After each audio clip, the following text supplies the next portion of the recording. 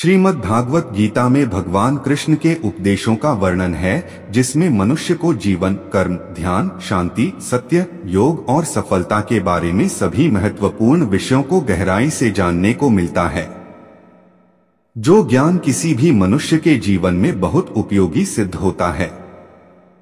श्रीमद् भागवत गीता में भगवान श्री कृष्ण ने अपने शिष्य अर्जुन को कुरुक्षेत्र में न केवल ज्ञान की बातें बताई, उसके साथ ही जीवन जीने की कलाओं के बारे में भी बताया है, जो कि हर मनुष्य के लिए प्रेरणा स्रोत का कारण होता है। भगवान श्री कृष्ण ने महाभारत युद्ध के दौरान गीता के ये उपदेश अपने प्रिय शिष्य अर्जुन को दिए थे। गीता में दिए उपदेश आज भी उतने ही प्रासंगिक हैं और मनुष्य को जीवन जीने की सही राह दिखाते हैं। श्री कृष्ण के उपदेश हमें धर्म के मार्ग पर चलते हुए अच्छे कर्म करने की शिक्षा देते हैं। कर्म किए जाओ, फल की चिंता मत करो। आत्मा अमर है, इसलिए मरने की चिंता मत करो। इस संसार में कुछ भी स्थायी नहीं है। नर्क के 3 द्वार हैं, काम, क्रोध और लोभ। मौन सबसे अच्छा उत्तर है किसी ऐसे व्यक्ति के लिए जो आपके शब्दों को महत्व नहीं देता। आत्मा का अंतिम लक्ष्य परमात्मा में मिल जाना होता है। धर्म केवल कर्म से होता है, कर्म के बिना धर्म की कोई परिभाषा ही नहीं है। अहंकार करने पर इंसान की प्रतिष्ठा, वंश, वैभव तीनों ही समाप्त हो जाते हैं। मैं सभी प्राणियों के हृदय में स्थित आत्मा हूं। मैं सभी प्राणियों का आदि, मध्य और अंत भी हूं। सत्य कभी नष्ट नहीं हो सकता। अच्छा करने से नहीं डरना चाहिए। समय कभी नहीं रुकता। आज यदि बुरा चल रहा है तो कल अवश्य अच्छा आएगा। आप केवल निस्वार्थ भाव से कर्म कीजिए, केवल वही आपके हाथ में है। मनुष्य कितना भी गोरा क्यों ना हो, परंतु उसकी परछाई सदैव काली होती है। मैं श्रेष्ठ हूं, यह आत्मविश्वास है, लेकिन सिर्फ मैं ही श्रेष्ठ हूं, यह अहंकार है। व्यक्ति जो चाहे बन सकता है, यदि विश्वास के साथ इच्छित वस्तु पर लगातार चिंतन करे। प्रेम सदैव माफी मांगना पसंद करता है और अहंकार सदैव माफी सुनना पसंद करता है। जो रास्ता ईश्वर ने आपके लिए खोला है, उसे कभी भी कोई बंद नहीं कर सकता। मनुष्य का जीवन केवल उसके कर्मों पर चलता है। जैसा कर्म होता है वैसा उसका जीवन होता है। एक बार माफ करके अच्छे बन जाओ, परंतु दोबारा उसी इंसान पर भरोसा करके बेवकूफ कभी न बनो। मन की गतिविधियों, होश, श्वास और भावनाओं के माध्यम से भगवान की शक्ति सदा तुम्हारे साथ है। जीवन में आधे दुख इस वजह से आते हैं क्योंकि हमने उनसे आशाएं रखी जिनसे हमें नहीं रखनी चाहिए थी। मैं ही इस सृष्टि की रचना करता हूँ, मैं ही इसका पालन पोषण करता हूँ और मैं ही इस सृष्टि का विनाश करता हूँ। जब संसार में धर्म की हानि होगी, अधर्म की विजय, तब मैं इस पृथ्वी पर अवतार लूंगा। शांति से भी दुखों का अंत हो जाता है और शांत चित्त मनुष्य की बुद्धि शीघ्र ही स्थिर होकर परमात्मा से युक्त हो जाती है। हमारी आस्था की परीक्षा तब होती है जब हम जो चाहे वो न मिले और फिर भी हमारे दिल से प्रभु के लिए शुक्रिया ही निकले। लोग अक्सर सच कहने से बचते हैं या डरते हैं, पर सत्य कभी छुप नहीं सकता और न ही कभी मिट सकता है। कितना भी छुपा ले पर सच तो उजागर हो ही जाएगा। जो बात सच पर आधारित हो उसे करने या कहने और मानने से कभी नहीं डरना चाहिए। इच्छा पूरी नहीं होती तो क्रोध बढ़ता है और इच्छा पूरी होती है तो लोभ बढ़ता है। इसलिए जीवन की हर स्थिति में धैर्य बनाए रखना। धर्म केवल रास्ता दिखाता है, लेकिन मंजिल तक तो कर्म ही पहुंचाता है। वह जो सभी इच्छाएं त्याग देता है, मैं और मेरा की लालसा तथा भावना से मुक्त हो जाता है, उसे शांति प्राप्त होती है। श्री कृष्ण ने कहा है, अगर तुम्हें किसी ने दुखी किया है तो बुरा मत मानना। लोग उसी पेड़ पर पत्थर मारते हैं जिस पेड़ पर ज्यादा मीठे फल होते हैं। स्वार्थ से रिश्ते बनाने की कितनी भी कोशिश करें वो कभी नहीं बनते हैं, और प्रेम से बने रिश्तों को कितना भी तोड़ने की कोशिश करें वो कभी नहीं टूटते।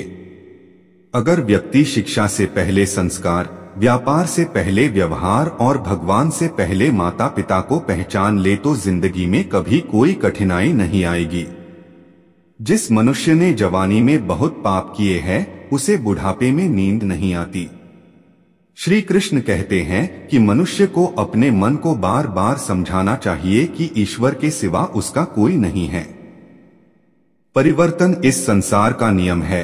कल जो किसी और का था आज वो तुम्हारा है एवं कल वो किसी और का होगा। विषयों का चिंतन करने से विषयों की आसक्ति होती है, आसक्ति से इच्छा उत्पन्न होती है और इच्छा से क्रोध होता है, क्रोध से सम्मोहन और अविवेक उत्पन्न होता है। जो कुछ हुआ अच्छे के लिए हुआ, जो हो रहा है अच्छे के लिए हो रहा है, जो होगा वह भी अच्छे के लिए ही होगा। मेरे लिए न कोई घृणित है और न ही कोई प्रिय, न कोई निर्धन है और न ही कोई धनी, बस जो भक्ति भाव के साथ मुझे याद करते हैं मैं उनका हूँ और वो मेरे। आप वही हैं जिसमें आप विश्वास करते हैं, आप वह बन जाते हैं जो आप मानते हैं कि आप बन सकते हैं। अगर तुम अपना कल्याण करना चाहते हो तो सभी तरह के उपदेशों, सभी धर्मों को छोड़कर मेरी शरण में आ जाओ, मैं तुम्हें मुक्ति प्रदान करूंगा। जिस इंसान के चारों तरफ नकारात्मक लोग रहते हैं उस इंसान का मंजिल से भटक जाना तय है।